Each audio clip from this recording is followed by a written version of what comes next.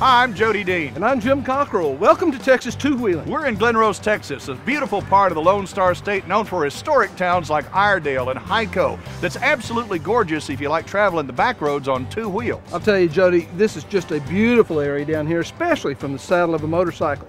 And I heard you use the word historic. That certainly describes the area around Glen Rose, from the 200-million-year-old dinosaur tracks in the Paluxy River, which has some of the best preserved dinosaur tracks found anywhere in the continental United States, to the downtown area that reminds you of one of those picture postcards reminiscent of the 19th century Texas.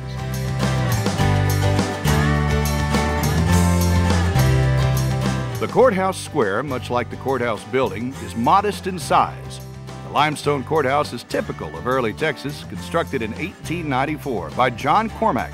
The Somerville County Courthouse is a simple two-story structure featuring elements of Romanesque revival and General Grant architectural styles, recognized as a Texas historic landmark way back in 1963.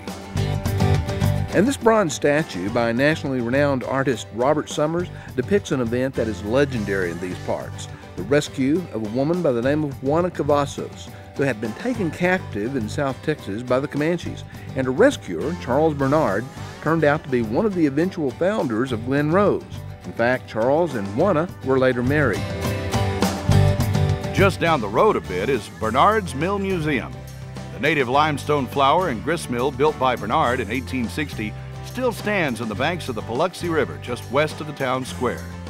The mill was the first building in Glen Rose and is listed on the National Register of Historic Places. This museum features 12 rooms filled with over 200 original works of art, including oil paintings, etchings, artifacts, watercolors, and bronzes.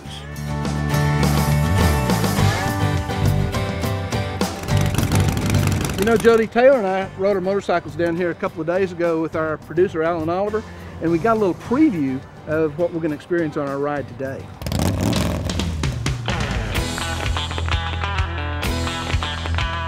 Most people think Chalk Mountain is just a wide spot in the road, but there is a cemetery that tells the story of Civil War veterans and Texas Rangers who helped settle this area. And we're going to ride on down to Hyco, where many people believe the real Billy the Kid died of a heart attack in 1950, as opposed to being shot and killed by Sheriff Pat Garrett in Fort Sumner, New Mexico in 1887. Well, brother, I cannot wait. Why are we sitting here? I don't know, man. Let's get on it. Let's get rolling. Any visit to Glen Rose should start here on the town square. Glen Rose's downtown area is home to dozens of quaint shops where you can prowl through nooks and cubby holes to find antique goods or sit a spell and sip a cappuccino. So like the apple cobbler, is that your recipe or is that like your grandmother's recipe? Really? Oh.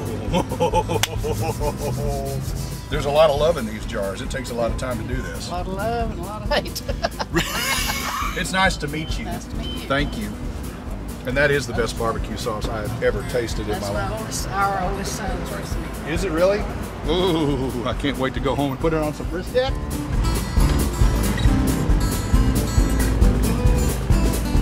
Just off the square is the city park with huge boulders perched on the banks of the Paluxy River. On any given day, one can see locals and tourists alike crawling over and around these reminders of what the landscape might have looked like millions of years ago, when the dinosaurs were the dominant life forms around here.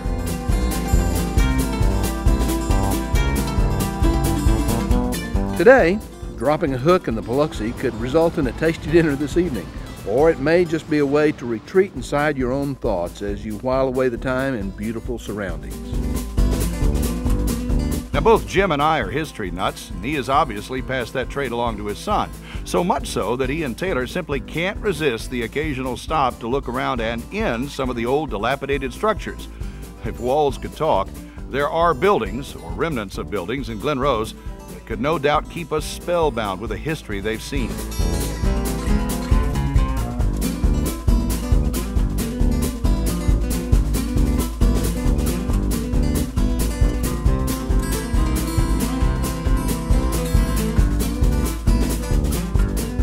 Glen Rose has no shortage of vintage lodging, from the dozens of bed and breakfast establishments to the Glen Rose Hotel, which was established in 1928. That's been meticulously maintained ever since, with furnishings of that era.